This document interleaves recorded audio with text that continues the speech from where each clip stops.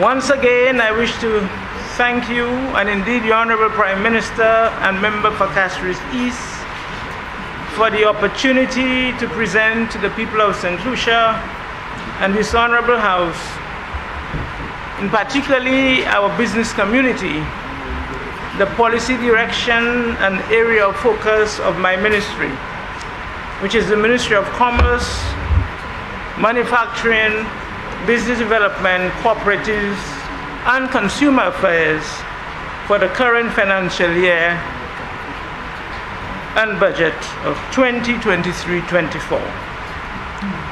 But, Mr. Deputy Speaker, with your permission, let me take a pause and to honor and thank my constituent, Soufrière Fauché-Jacques, on whose behalf I stand today.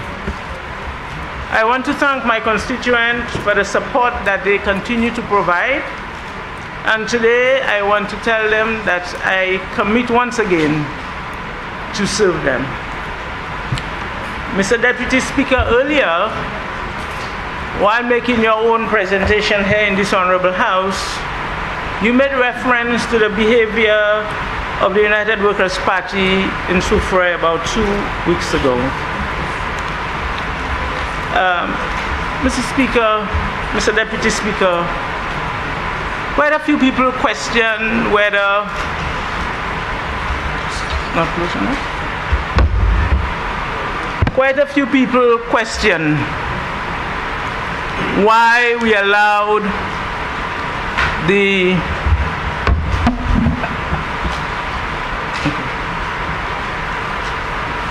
why we gave permission to have that meeting at Old Trafford.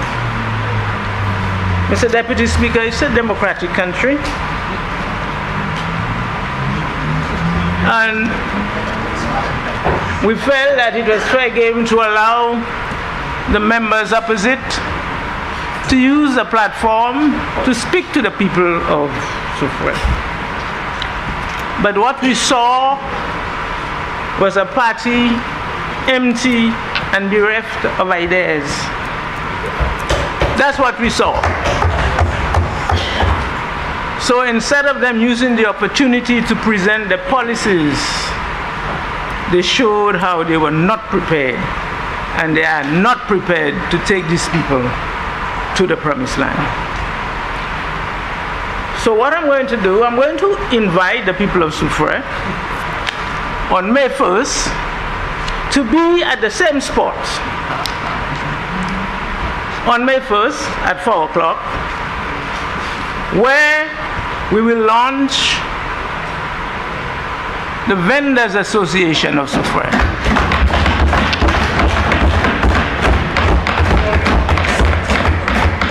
And we will launch it with 90 members. We will not insult, but we will sow the seed. We will have approximately 90 vendors in one association. We will partner with the Fauché-Jacques Cooperative Credit Union. We will partner with the Soufrière Foundation to plant a seed. Mr. Speaker. So, Mr. Speaker, back to the issue before us, and that is the 2023-2024 budget, Mr. Speaker. When the Honorable Prime Minister presented, in his address, he focused on three strategic priorities for our government, namely health, security, and economic sustainability. The issue of health and health service is critical for all of us, Mr. Deputy Speaker. And as PAL rep for Soufrière, I was elated when I saw a provision in the budget for the commencement of the new Soufrière. I want to take this moment to thank both the Minister of Finance and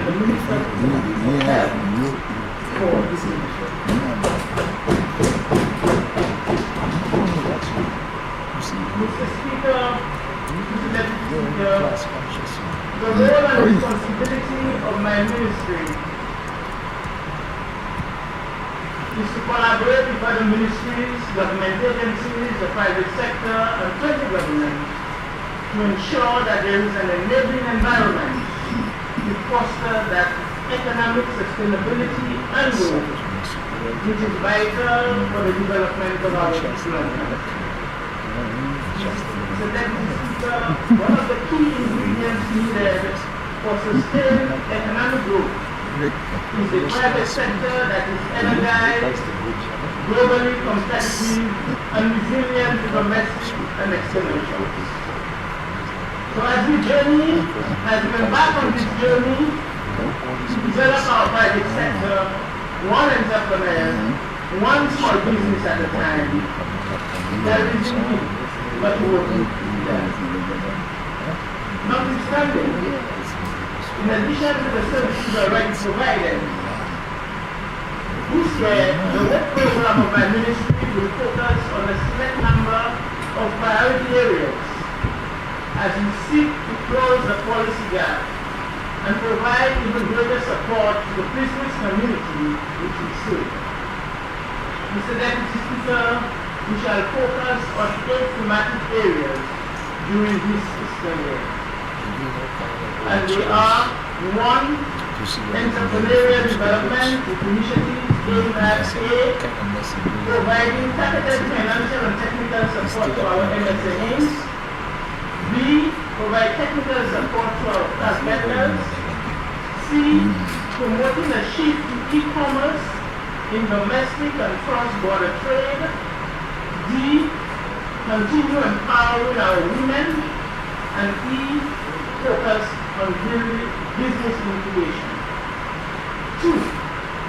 Promote quality and standardization through the work of the St. Lucia Bureau of Standards by increasing awareness and use of packaging, labeling, and testing standards. 3. Increasing St. Lucia's exports by leveraging the strength of export St. Lucia. We will continue to explore export opportunities to our local private sector in the CARICOM region and elsewhere. 4. Strengthening our consumer affairs department in terms of its role and function. 5. Repositioning the cooperative movement with an enhanced legislative framework. 6. Create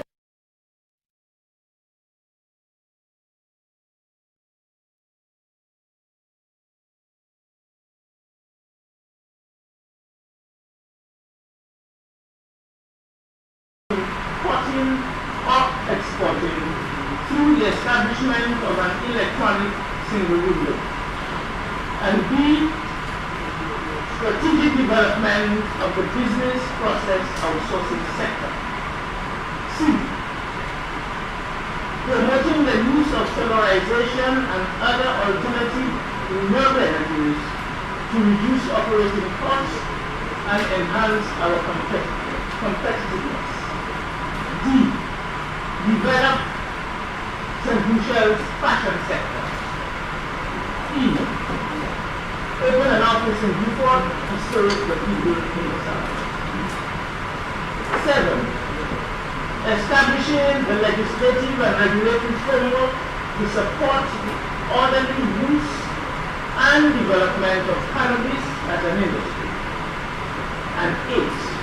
Revitalizing St. Lucia's free zone area with the development of a strategic action plan. Mr. Speaker, I believe that if we are successful in implementing this ambitious work agenda, in part or in whole, we will have come a long way in improving the business environment and addressing many of the concerns which inhibit growth and development of our private sector, while safeguarding the interests of consumers and the gains that we have made. Mr. Speaker, let me begin with the policy action intended to enhance entrepreneurial development. The Ministry of Commerce has embarked on a number of initiatives One is our MSME loan grant facility. And this facility, Mr. Speaker,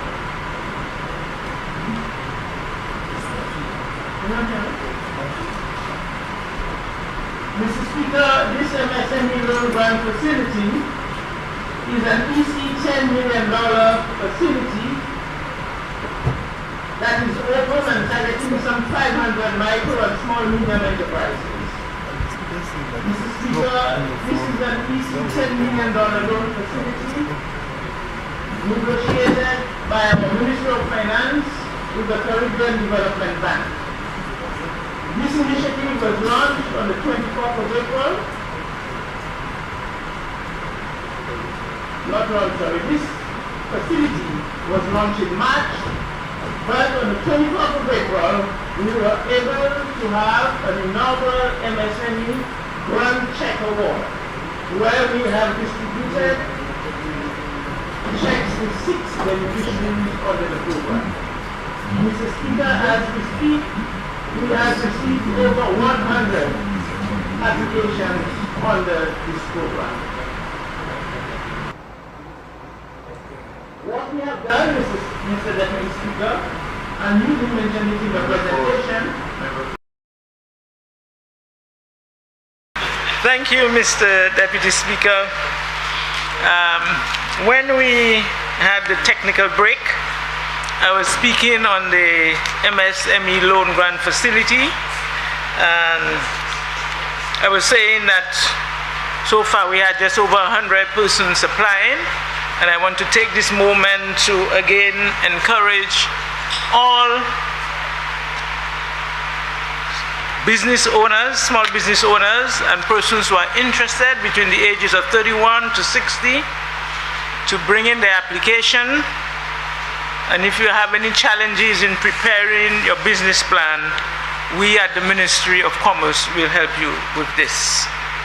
It is your government trying to ensure that we give you an opportunity of a lifetime. And I want to urge you to seize that opportunity. Mr. Speaker, Mr. Deputy Speaker, under the area of entrepreneurial development, while we went and we had this outreach for the MSME loan grant facility, we were having a request from persons 60 and above. And the request was, what is in this for us? Or why have you not addressed our needs? So, Mr. Speaker, Deputy Speaker, today I want to inform the over 60s that we at the Ministry of Commerce have not forgotten you, that we've heard you, we appreciate that you have special skills, and that we will work with you to develop a customized business support package, and we will come back to the table to address you. Under that same subheading, Mr. Deputy Speaker, technical support for vendors. Our vendors are very hardworking, plying their craft within these markets, offering a diverse range of goods and services. These vendors deserve every opportunity to continue to grow their business, increase their revenue, and expand their focus. For these reasons, Mr. Speaker, my ministry, in collaboration with the Ministry of Agriculture and Tourism, will work collaboratively during this fiscal year to put a plan in place to assist our vendors. But I must say that I have started in Soufrière, and the ball on May 1st, I am launching my Vendors Association so that we put the structure in place to assist our vendors. I urge my other colleagues in this honorable house to continue let us start putting structures in place. Old Trafford, May 1st, 4 o'clock. Put the structures in place so that we can help our various stakeholders. Mr. Speaker, it's also important for us to support the vendors in adapting to change. Our visitors who visit us do not walk with cash anymore. They do not walk with traveler's checks. Instead, they walk with debit cards and credit cards. And we are committing this year to work with the financial centers to ensure that our vendors have an avenue to accept debit and credit cards so that their sales could increase and that their businesses could grow. Mr. Speaker, Deputy Speaker, in the area of e-commerce, we all know that the future of business, whether it's in St. Lucia or globally, resides in digitization. And Mr. Speaker, I want to applaud the work currently being done by the public service in terms of public service modernization, as well as the Ministry of Education and the thrust towards introducing smart technology within our classrooms. For this reason, Mr. Speaker, my ministry wants to report that it's in its second year of implementing the St. Lucia Digitization Program, an initiative funded in part by the OAS and the government of St. Lucia. Through this collaboration, we have enlisted 4 e-commerce platforms to help lead the thrust towards digitization of our St. Lucian businesses. I take this opportunity, Mr. Speaker, to applaud our external parties, the OAS, for their continued support. I also welcome the intervention of USAID through its recently announced Caribbean Business Enabling Environment Reform Initiative, which will also be lending needed support to St. Lucia in the field of e-commerce. Mr. Speaker, again, the OAS is also working with us in another program, Women Economic Empowerment Initiative, geared at assisting women in the region to participate in the digital economy. The goal of this 36-month project, which is funded by the United States, is to sensitize women to the opportunities and develop capacity to benefit from the digital economy. Mr. Speaker, only last week, we had a call for expression of interest, which was issued by the OAS. And we are really hoping, Mr. Speaker, that our MSMEs, the same persons who are participating in the MSME program, will also take advantage of this program. Mr. Speaker, under this same subhead, we are looking at the area of business incubation. Since returning to office in 2021, I've had the opportunity to liaise daily with entrepreneurs and business owners across all constituencies and across all industries. Mr. Deputy Speaker, I have concluded that the entrepreneurial spirit is alive and well here in St. Lucia. But despite this, there is a critical element which is lacking. That element comprised of the facilities, the infrastructure, and targeted technical support that helps take a manufacturer from the cottage industry and product prototype into mass production, into standardization, into industrialization, and eventually into market dominance. We need facilities to better nurture these entrepreneurs. So, Mr. Speaker, we need to delve into the business incubation business. I am pleased to report, Mr. Speaker, that we have had discussion with our partners, Invest St. Lucia, Export St. Lucia, and we have identified a place in Otsa to house this initiative. However, Mr. Speaker, apart from housing this initiative, we need to fund and retrofit the facility. I know that the business persons would say that they've heard about incubation for a long time. But I'm saying now that we are moving from just talking about it to taking the requisite action, Mr. Deputy Speaker.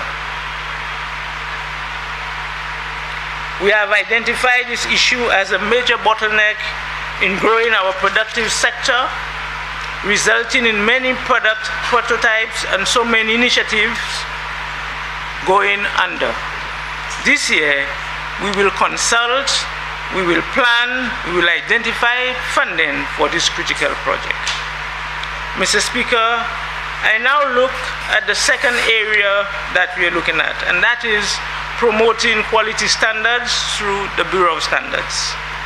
Mr. Speaker, we cannot speak about entrepreneurial development if we do not focus on standards, packaging, and labeling of our domestic products. In this fiscal year, we will welcome the commencement of an approved project funded by the Caribbean Development Bank to facilitate compliance to packaging and labeling requirements by MSMEs, which will complement the assistance available under the MSME grant loan facility. Mr. Deputy Speaker, we expect some 200 MSMEs to benefit from enhanced packaging and labeling under this initiative. Mr. Deputy Speaker, the Bureau Standard has played a critical role in making sure that we have a national agricultural diagnostic facility. And through collaboration with the Ministry of Agriculture, we provide effective conformity assessment mechanisms for the assessment of safe agricultural products to local, regional, and international markets. Mr. Speaker, the facility will offer services to the sector in the areas of soil testing, nutrition analysis, and the testing of our waters. The facility will assist the manufacturers and agro-processors with the testing of inputs and finished products to allow for improved agricultural practices, certification, and market access. The Bureau of Standards Compliance Department has achieved ISO 17021 accreditation in October 2022, which will ensure that our conformity assessment process with respect to the inspection, electrical appliances, testing, and label assessments meet international requirements. Mr. Speaker, John Public can have further confidence in the quality and safety of the products that we import. Mr. Speaker, Deputy Speaker, in May 2022, my government instituted a mandatory conformity measure for new and used vehicles. This measure is administered by the Bureau, and it addresses issues to the importation of defective vehicles and reduces the impact of disposal of non-compliant ones on the environment. Consumers can now have valuable information about their purchase and be able to choose options that are safer for the environment. In the area of metrology, Mr. Speaker, our metrology department at the Bureau has now received ISO accreditation for ISO 17025. With this initiative, Mr. Speaker, the Bureau will do the following: ensure all utility meters and automatic catch weighing instruments used in St. Lucia have valid pattern approval. 2, ensure all automated blood pressure meters are clinically validated as a prerequisite for verification. This measure has improved the quality of blood pressure meters imported into St. Lucia, thus enhancing the quality of health services to our citizens. Mr. Speaker, these strides in the development of our quality infrastructure, in particular increasing our production of products that satisfies the various national, regional, and international standards, will enhance our ability to export goods to CARICOM and beyond. 3, we speak about increase of St. Lucia's exports. Mr. Speaker, as a small developing country, our internal markets is likewise relatively small. Therefore, we must look beyond our shores for larger markets to support the growth and development of our firms. Mr. Speaker, one area of target for us this year is to strengthen trade relations with our sister country of Guyana. Mr. Speaker, currently Guyana is experiencing exponential growth in economic activities driven by recent discovery of oil. The injection of over $170 billion over the next 2 years is heralding significant growth across every single sector of the Guyanese economy. For this reason, Mr. Speaker, my government has endorsed a strategy to explore opportunities for increased trade with Guyana. This strategy, Mr. Speaker, is being coordinated by Export St. Lucia. We have had at least one visit to Guyana in June 2022, where we focused on the construction industry. Currently, Mr. Speaker, St. Lucia exports paint and thinners, pebble, and gravel to Guyana. After our second visit, we expect to add to this steel and roofing materials. Mr. Speaker,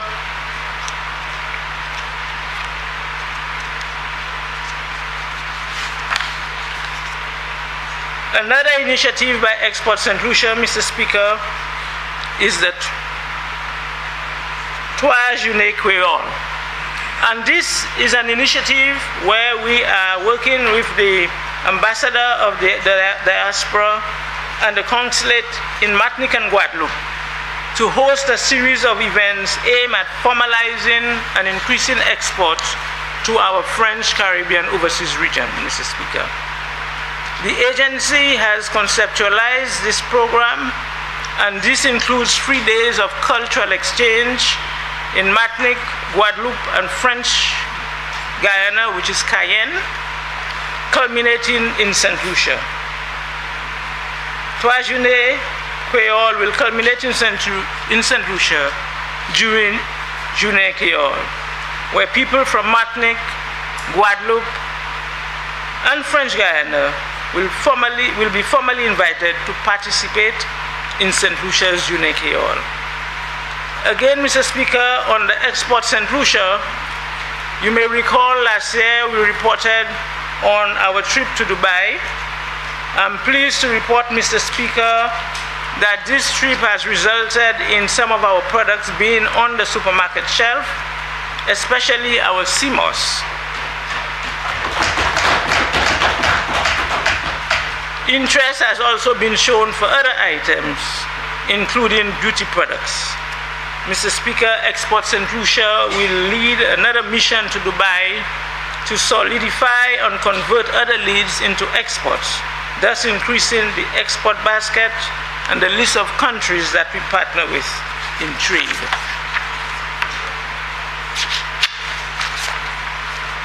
Under Export St. Lucia as well, Mr. Speaker, one of our initiatives for this fiscal year is developing the soap industry in St. Lucia. Mr. Speaker, Deputy Speaker, there has been a proliferation of manufacturers of soap over the last 10 years. Soap. Soap. Although prospective buyers have expressed significant interest in these products, Mr. Speaker, the growth of soap exports has been hindered by a formidable barrier. And this barrier is the ability to test the soap, Mr. Speaker. And it is quite prohibitive. The cost of testing the products, most times we have to send it overseas, and that is very costly. So now, Mr. Speaker, with the diagnostic lab up at Union, the Ministry of Commerce, the Bureau of Standards, and Export St. Lucia are collaborating to advise and oversee the growth and development of soap manufacturing and exporting. The ultimate deliverable is to get our soap manufacturers the necessary certification to meet the demands of our domestic market, like the hotels, and also to get new emerging export markets. I encourage all soap manufacturers to take note and present themselves either to Export St. Lucia or the Ministry of Commerce, as we are ready and willing to work with you. Mr. Speaker, another area of focus for us this year is to increase our export of breadfruit. Mr. Speaker, Export St. Lucia has identified breadfruit as a priority crop for export based on its unique characteristic and market potential. And I want to confirm that because over 10 years ago, or 8 years ago, when we actually did a tour of the United States, New York, Connecticut, New Jersey at the time, and we visited the large markets there, every market wanted the St. Lucia breadfruit. So there is a market in the US for our breadfruit. There's no question about this. The work we have to do is the preparation. What work do we have to do in terms of addressing what you call the pruning of the trees, the harvesting, the post-harvesting, and that type of work. So this year, we have agreed to collaborate closely with our partners at the Ministry of Agriculture. And Export St. Lucia will do something else. It is going to, because of the nature of the fruit, we are going to explore various branding strategies and initiatives to showcase the unique quality of St. Lucia's breadfruit and highlight its benefits to consumers. By raising the profile of the fruit in the international market, we hope to increase demand and create new opportunities for St. Lucia breadfruit growers and exporters. In the area of CMOS, Mr. Speaker, we've seen exponential growth in the export market for CMOS. But one of the things we want to do in this fiscal year is to focus on value added in key export areas. These value-added products, such as CMOS powder, capsules, gels, and other derivatives, have undergone development and refinement for the purpose of exports. These pioneering products have gained substantial traction and demonstrate significant potential for expansion in the export market, Mr. Deputy Speaker.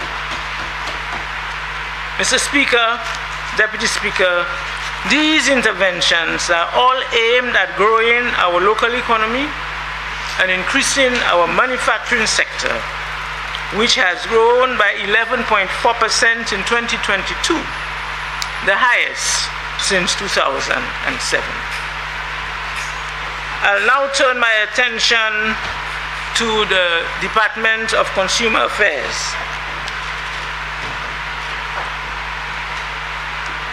Mr. Deputy Speaker, I want to speak on the area of consumer protection, and I want to say, with the passing of the Consumer Protection Act, the issue of consumer protection is no longer a dream, but a reality. No longer would our Consumer Affairs Department hope that our suppliers of goods and services would do the right thing. Now, we have a structure. We have established two legal bodies for the protection of consumers in St. Lucia. One, the Consumer Protection Council, and two, the Consumer Protection Appeals Tribunal. Mr. Speaker, there is now the avenue for consumers' redress where parties can reach an amicable solution. My ministry is very pleased that we have this avenue for our consumers. Consumers do not have to go to the courts. But now, if there is an issue, there is an avenue for the supplier and the consumer to sit down and get it sorted out. Mr. Speaker, under this area, I want to focus a bit on the competition law and policy. This is a very important issue for us in St. Lucia at this time. My ministry is committed to monitoring and regulating the local business environment so as to ensure that trade and other commercial activities are done in a manner that promotes economic efficiency in the production of goods and the supply of services. Accordingly, Mr. Deputy Speaker, this is an area that will be given renewed attention in this fiscal year.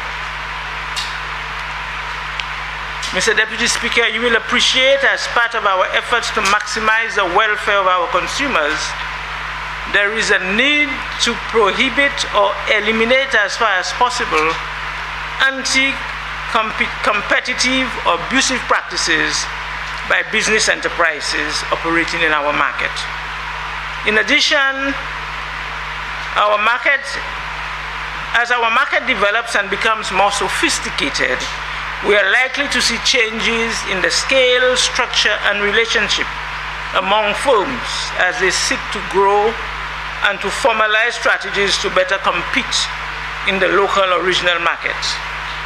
This may result in mergers and acquisitions, various alliances, and the creation of more horizontal or vertically integrated companies, among other strategies in an effort to create more viable and competitive business enterprises. I must hasten to add that as a signatory to the revised Treaty of Chaguaramas, which establishes the CARICOM single market and economy, we as a country have obligations with respect to the region's policies on competition.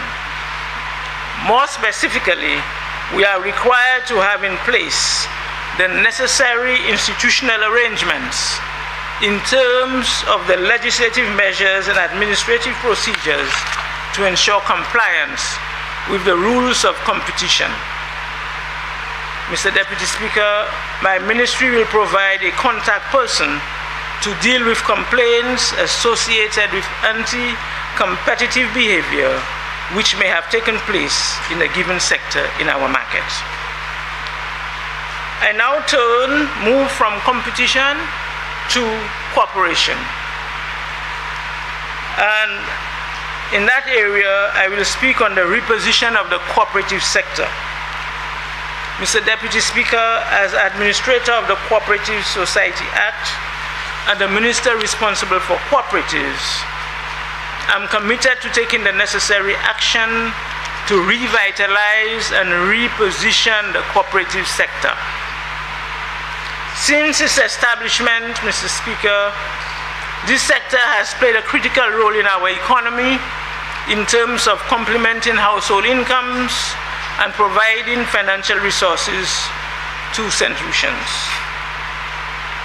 Mr. Deputy Speaker, the clearest evidence and testament to the value of cooperatives and credit unions in the lives of its members can be seen in the significant growth in the number of credit union accounts, which is estimated at over 142,464 in 2022. The credit union movement has a loan portfolio of EC 1 billion, which is approximately 14% of the total asset base of the banking sector. Mr. Deputy Speaker, while on one hand, many of our credit unions have embraced technology as the ATM machine and have good corporate governance practices. Others, unfortunately, have recorded unsatisfactory performances, which have resulted in regulatory interventions. For this reason,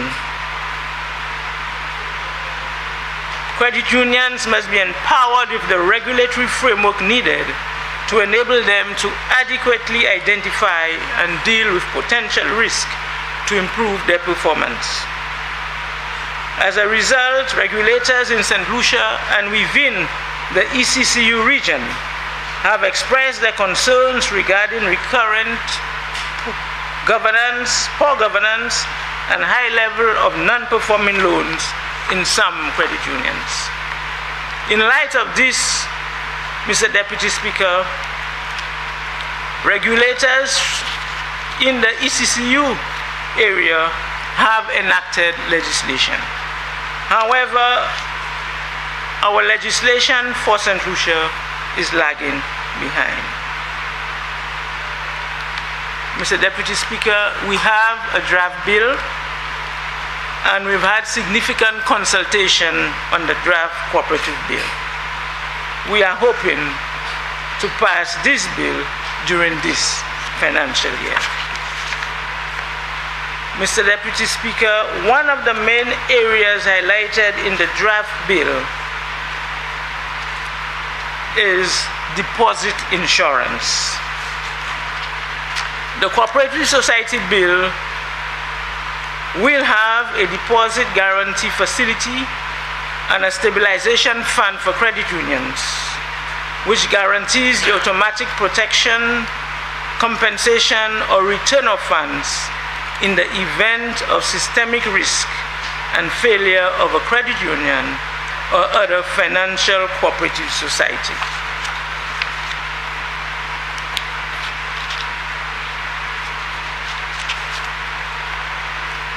Mr. Deputy Speaker, I will now focus a bit on the non-financial cooperatives.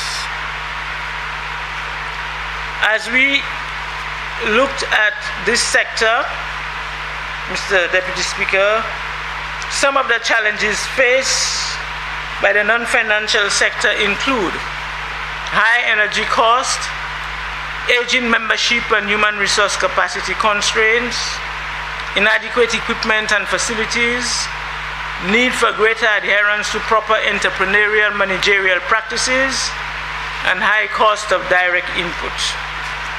In response to some of these challenges, the Cooperative Department will embark on a process of handholding to provide close-quarter supervision to some of our cooperatives with a view to support their revitalization.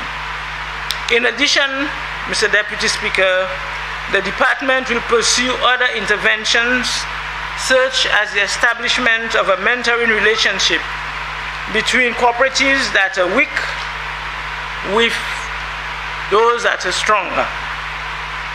We've had one such example between the Black Bay Farmers Cooperative and credit unions in the community.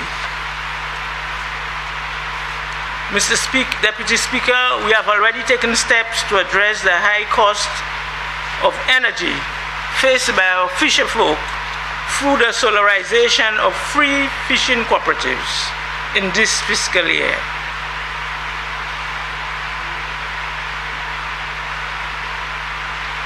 In response to the reality of facing an aging cooperative sector, the Ministry will sensitize our young people to the principles of cooperatives by inviting them to participate in various initiatives with the aim of developing a junior and youth cooperative subsector. Mr. Deputy Speaker, as Minister for Commerce, I represent all businesses, large, medium, small. We focus quite a bit on the MSMEs, we focus on the cooperative sector, and now I want to focus on the large businesses by speaking a bit on the electronic single window. in establishing an enabling business environment, we in St. Lucia need to initiate an electronic single window. In the world of globalization, trading across borders must become easier and safer, and that is critical. Many governments across the world recognize this and have implemented electronic single windows, and this is necessary for trade facilitation. Mr. Deputy Speaker, the single window is also a commitment which St. Lucia has under the WTO Trade Facilitation Agreement. With the implementation of this single window,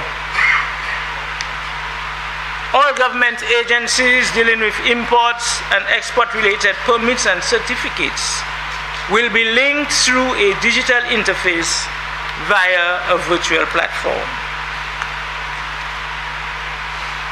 Mr. Deputy Speaker, I know that we have spoken about this for a little while, but this project has been it's long outstanding. But I know that the key players on this project, which is SLASPA, Customs, the DigiGov group of persons, there are some differences. Everybody wants to stick to their own piece of software. Custom wants to keep Assecutor, this one wants to keep this one wants to keep this, and it's been a challenge. So we at the ministry we went out and seek technical assistance from the Canada CARICOM Export Deployment Initiative to assist with the technical specification for the port community system, which will address the bottleneck which we face at our ports. On the business facilitation, Mr. Deputy Speaker, I want to look at the area of business process outsourcing. Earlier, I noted the shift towards technology and digitization and outlined my ministry's strategic policy direction in that area, particularly through our MSME Digital Enhancement Program. Mr. Deputy Speaker, I want to highlight the contribution of one of our fastest growing industries in St. Lucia, and that is the business process outsourcing, which generally persons call call centers.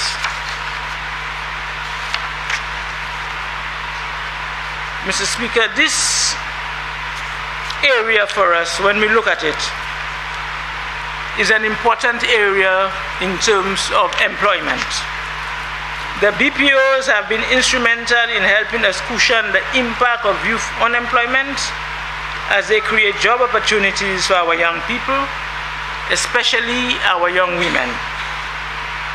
BPOs were able to transition, and by having the majority of staff working at home during COVID,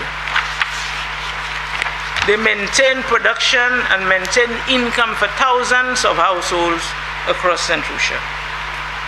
Mr. Deputy Speaker, considering the sector's steady growth in St. Lucia, my ministry will be working closely with Export Promotion Agency, Export St. Lucia, and Invest St. Lucia to develop a more strategic approach and policy for the sector. The objective is to attract more players in the field of BPOs and knowledge process outsourcing. Mr. Deputy Speaker, BPOs now have moved from just making calls to using professional services, accounting services, legal services, IT services, architectural services. Member for Soufrière Force Jacques, you have 10 minutes left. Thank you, Mr. Deputy Speaker. Architectural services and other top-level professionals. I need, 15 minutes. Member for Denrinoff. Mr. Speaker, I ask for the invocation of Standing Order 4210 so as to allow the member for Soufrière an additional 15 minutes within which to complete her presentation. Members, the question is that Standing Order 4210 be invoked and the member for Soufrière Jacques be given an additional 15 minutes to conclude her presentation. As many have this opinion, say aye. Aye. As many have the contrary opinion, say no.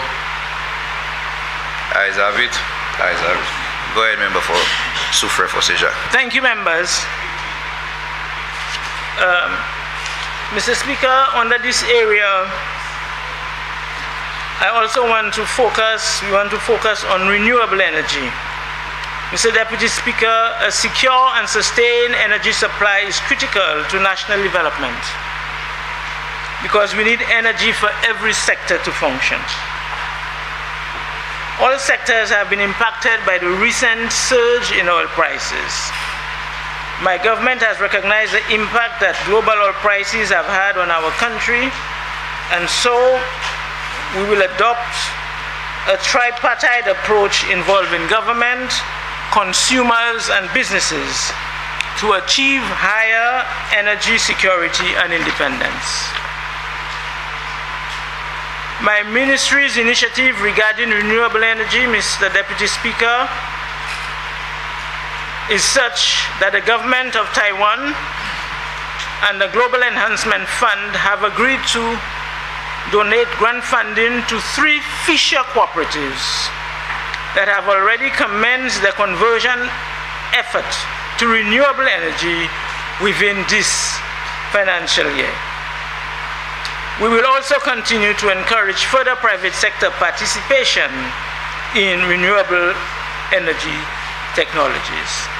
Mr. Speaker, I want to say that when I interact with the various businesses, especially our large businesses, they are all saying that they are ready to transition to renewable, and they all await the new the revision of the Electricity Supply Act. Mr. Speaker, I want to take this moment, Deputy Speaker, I want to take this moment to thank the Minister for Infrastructure and the Ministry for Infrastructure, as my constituency of Soufrière will benefit from the World Bank Caribbean Efficiency Green Energy Building Project, where government institutions such as the Itang Health Center, the Itang School, the Bouton School, the Soufrière Stadium, and the Soufrière Hospital will all benefit from this project. Mr. Deputy Speaker, an area of focus for us going forward in terms of business environment is the development of the fashion sector. The Ministry of Commerce will continue to work towards the development of a sustainable fashion sector in St. Lucia. And in this respect, we continue to liaise with the St. Lucia Fashion Council on specific initiatives and work programs that will seek to graduate industry players from the current micro-enterprise status to become part of a local and eventual global value chain within this multi-billion-dollar industry. We recognize the need to move past the traditional tailor shop and community seamstress into professional design and build of high-value outputs. For this reason, the ministry is working to develop a proposal by the Fashion Council to establish a fashion institute right here in St. Lucia that will provide world-class training to the next generation of fashion enthusiasts, as well as to consider a central distribution hub for St. Lucian fashion. We have been liaising with our sister ministries to further infuse St. Lucia fashion into the fabric of culture and traditional activities, including jazz, Journée Créole, and Carnival. Mr. Deputy Speaker, a few weeks ago, I had the opportunity to meet the business community in Beaufort together with the Honorable Prime Minister. And out of this meeting came a requirement for the Ministry of Commerce to have a presence in the town of Beaufort. I am extremely pleased that the Honorable Prime Minister and Minister of Finance has given a commitment to fund an office in Beaufort, and I'm also extremely pleased that a member of the private sector, St. Blue Metals, have agreed to furnish that office. Mr. Speaker, this is what moving together really means. Government and private sector responding to the needs on the ground. Together we transform. Together we achieve. Together we progress. Mr. Deputy Speaker, the revised cannabis regime shall be part of an overarching regime for regulating substances in St. Lucia. The regime is conceptualized to include cannabis at the initial stage and later expanded to include other regulated substances. The regime, Mr. Speaker, is not just the suggestion of a few, but the work, it was the development of many. Over the last few years, we've had significant dialogue in the area of cannabis.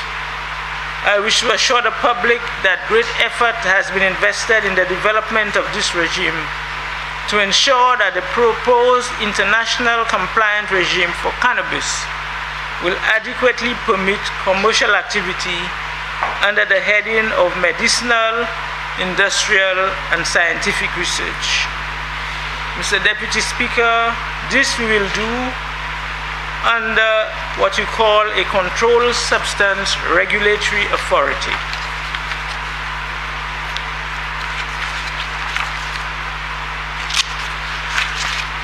Mr. Speaker, based on the undertaking to enact legislation for this cannabis regime and the advanced stage of development of this act, it is expected that the authority would have its effective commencement in this fiscal year 2023-24. And I am extremely pleased that the Minister for Finance has facilitated this by ensuring that there is an initial amount of $500,000 in the estimates, for which I thank him. Mr. Deputy Speaker, a critical enabling mechanism to this budding industry will be the support services through the Ministry of Health, Substance Abuse Secretariat, and the Bureau of Health Education, as it is necessary that we remind our citizens of the public health approach to cannabis reform.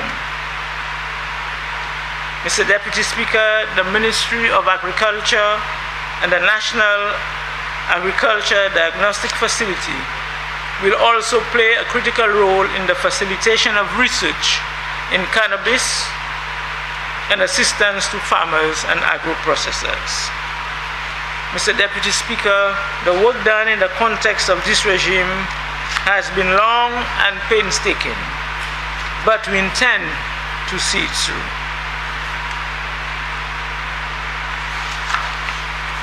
One point that is deserving of note in this honorable forum, Mr. Deputy Speaker, is that the interests of St. Lucians in this regime is not, and will not be overlooked.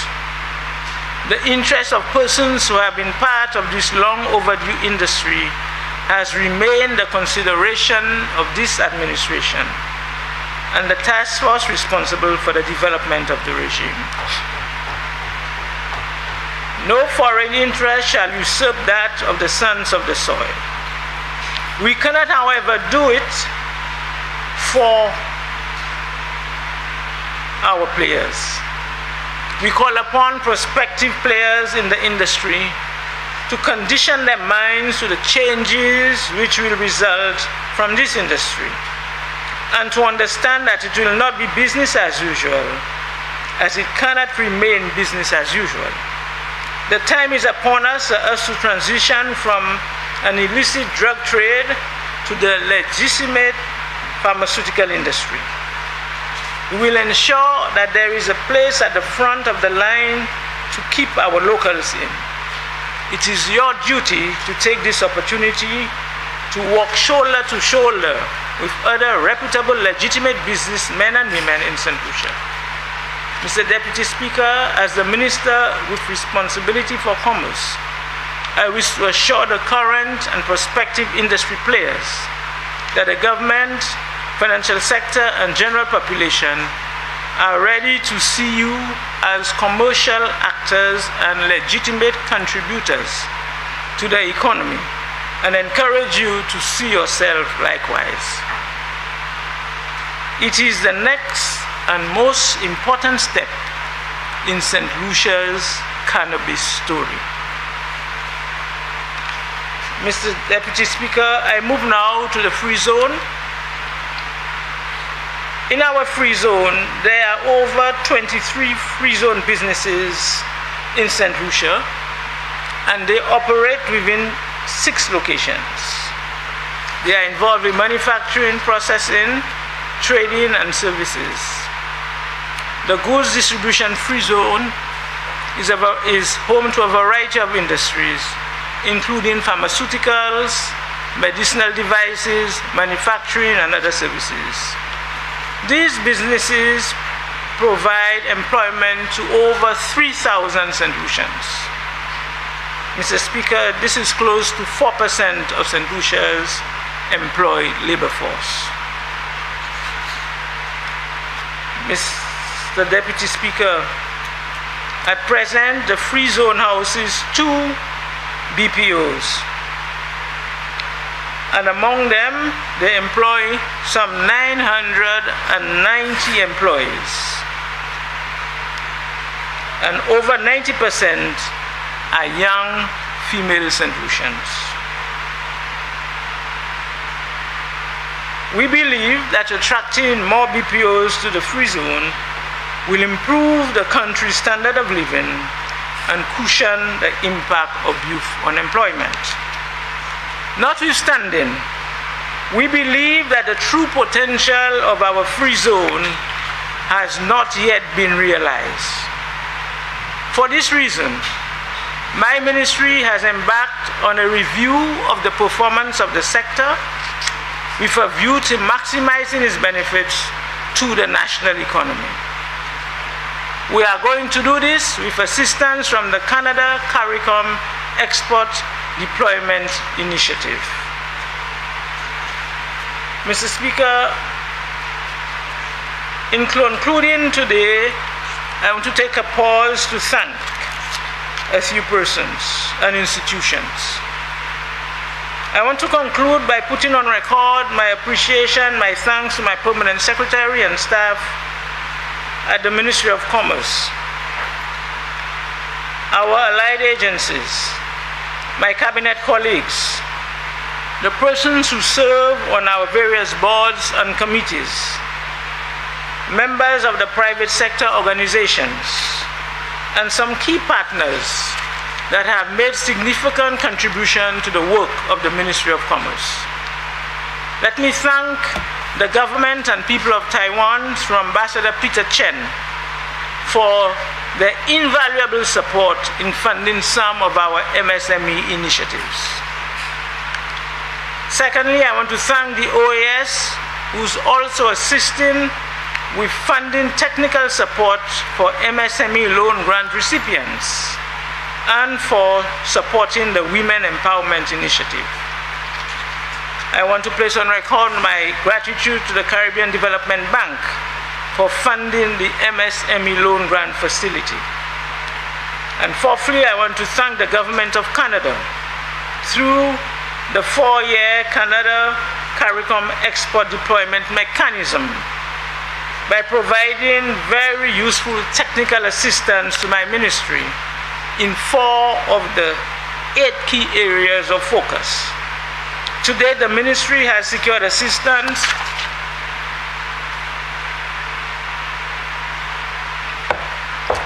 in 4 areas. The deployment of a strategic plan for the free zone in Vieux-Fort.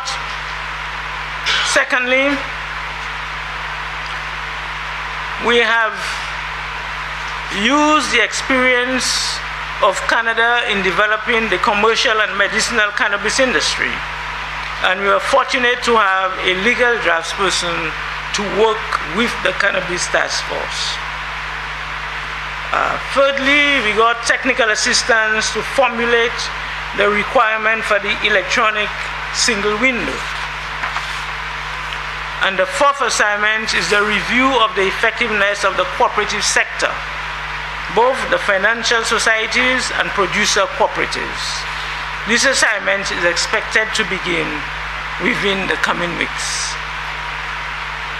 As parliamentary representative for Soufrière, I'm also looking forward to using the services of in this facility, both for the Soufrière Foundation and the SMMA. Mr. Speaker,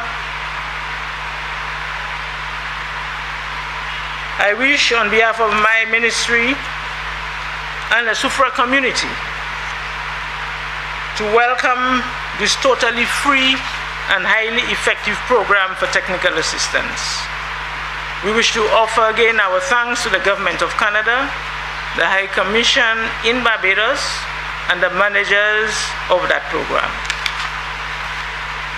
Mr. Deputy Speaker, having outlined our plans and policy direction for the coming fiscal year, we are confident that if we focus our attention and implement the initiatives outlined in the aforesaid thematic areas, we will achieve success in terms of setting the foundation for enhanced growth and development of our private sector in the near term and thereafter. Mr. Deputy Speaker, the elements of the policy direction and work program presented above provide us with the necessary framework to build a resilient and competitive economy based on a strong and robust MSME sector. Through this plan of action, we can begin to revitalize the business sector and help it to create more wealth, higher income, and employment in St. Lucia. This plan, which encourages the adoption of best practice such as reducing dependency on fossil fuel as a source of energy, will help to develop a more sustainable and vibrant market for existing sectors such as the cooperative movement, as well as new sectors such as cannabis. Therefore, Mr. Deputy Speaker, with the support of the business community, the consuming public, together with